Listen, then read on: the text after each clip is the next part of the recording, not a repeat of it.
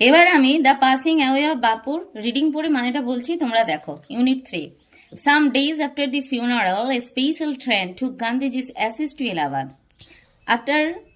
Some days after the funeral, অন্ত্যেষ্টিক্রিয়ার কিছুদিন পর একটা বিশেষ ট্রেন গান্ধীজির চিতাভস্য এলাহাবাদে নিয়ে গেল। The compartment was decked with flowers. ট্রেনের যে কম্পার্টমেন্ট সেটা ফুলে সুসজ্জিত ছিল। People on the train sang bhajans. ট্রেনের মধ্যে যে মানুষগুলো ছিল তারা ভজন গাইছিল। People did not weep any more, for they could feel Gandhiji's presence amid flowers and the songs. জনসাধারণ কিন্তু আর কাঁদছিল না, কারণ তারা গান্ধীজির উপস্থিতি এই ফুল আর গানের মধ্যেই উপলব্ধি করছিল। At every station sorrowful crowds fill the platform. প্রতিটা স্টেশনেই শোকার্ত জনগণে প্ল্যাটফর্ম ভর্তি করে দিয়েছিল। Amid song and prayer the train reached Allahabad. এই গান আর প্রার্থনার মধ্য দিয়েই ট্রেনটা এলাহাবাদে পৌঁছালো। The ashes were immersed in the Ganges, where a huge crowd had gathered at the bank. The ashes were immersed in the Ganges. এই যে চিতাভস্য সেটা গঙ্গায় বিসর্জন দেওয়া হলো।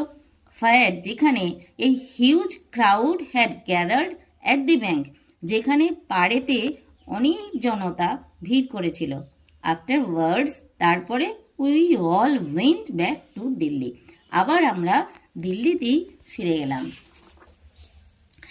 Back in Delhi I felt at sea. দিল্লিতে ফিরে আমার মনে হলো আমি যেন একটা অসহায় অবস্থার মধ্যে পড়ে গেছি।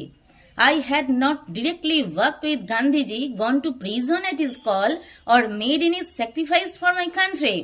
I had not directly worked with Gandhiji, gone to prison at his call, or made any sacrifice for my country. আমি প্রত্যক্ষভাবে কখনো গান্ধীজির সাথে হাঁটিনি, অথবা তার ডাকে কারাবরণ করিনি, অথবা কোনো আত্মত্যাগ করিনি আমার দেশের জন্য। My sisters and I and other young people like me had been merely onlookers. আমার বোন, আমি এবং এইরকমই অনেক তরুণ তরুণী, আমার মতোই তরুণ তরুণী, had been merely onlookers, কেবলমাত্র তারা দর্শক ছিল। But still I felt at sea, তবু মনে হচ্ছিল আমি যেন অসহায় অবস্থার মধ্যে পড়ে গেলাম। I felt I had grown up within a magic circle, আমার মনে হচ্ছিল আমি যেন একটা মায়াবৃত্তের মধ্যে বেড়ে উঠেছি।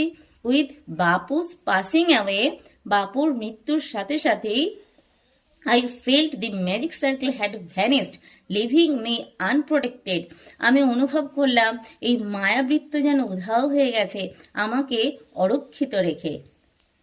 With an effort I roused myself. অনেক প্রচেষ্টার সাথে আমি নিজেকে জাগ্রত করলাম, মানে নিজের সত্তায় ফিরে এলাম।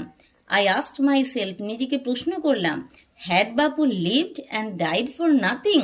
এই যে বাপু বেঁচে ছিলেন এবং মারা গেলেন, এটা কি অর্থহীন? How could I so easily lose courage when he was no longer there? সে যখন আর নেই, আমি কিভাবে সাহস হারিয়ে ফেলছি এত সহজে? My values were not so weak. আমাদের মূল্যবোধ তো এত দুর্বল নয়। Millions of people would have been ordinary folk but for বাপু। লক্ষ লক্ষ মানুষ বাপু না থাকলে সাধারণ মানুষই থেকে যেত। He brought them out of indifference and awakened them to one another's suffering. He brought them out of indifference. সেই সাধারণ মানুষগুলোকে তিনি তাদের উদাসীনতা থেকে বার করে এনেছিলেন। and awakened them to one another's sufferings. একে অপরের দুঃখে জাগ্রত হতে বলেছিলেন, একে অপরের দুঃখে পাশে থাকা শিখিয়েছিলেন। What if now Bapu is gone? বাপু যদি চলে যায় তো তাতে কি? We were still there. আমরা তো এখনো সেখানে আছি। Young, strong and proud to bear his banner before us. যারা আমরা তরুণ তরুণী আছি, শক্তিমান হয়ে আছি এবং গর্বিত হয়ে আছি। To bear his banner before us, আমাদের সামনে তার নিশানা বহন করতে আমরা শক্তিশালী, গর্বিত এবং এখনো তরুণ হয়েই রয়েছে। তাই বাপু যদি না থাকে তাতে বা কি হয়? বাপু যদি না থাকে তাতেই বা কি? আমরা এখনো তরুণ আছি, শক্তিমান আছি, গর্বিত আছি তার নিশানা আমাদের সামনে বহন করে নিয়ে যাওয়ার জন্য। বাপু হ্যাড পাসড অ্যাওয়ে, বাপু তো মারা গেছে। But his India would continue to live in his children, কিন্তু তার ভারত এই বাচ্চাদের মধ্যে জাগ্রত হয়ে থাকবে, বেঁচে থাকবে।